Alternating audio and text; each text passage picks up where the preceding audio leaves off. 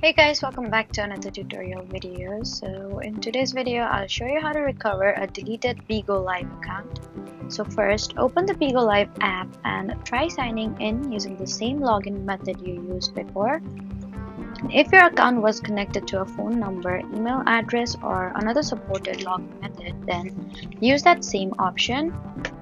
If you can't sign in, then look for the account recovery or help option on the login screen.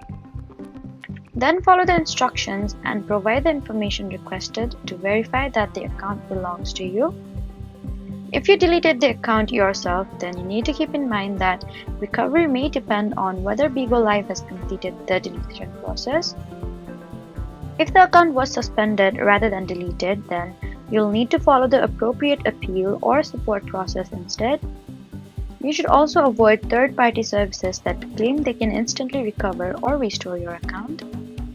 And never give anyone your password or verification code. So that was how to try recovering a deleted BIGO Live account. Please do not forget to like, comment, and subscribe for more helpful tutorials. Thank you for watching.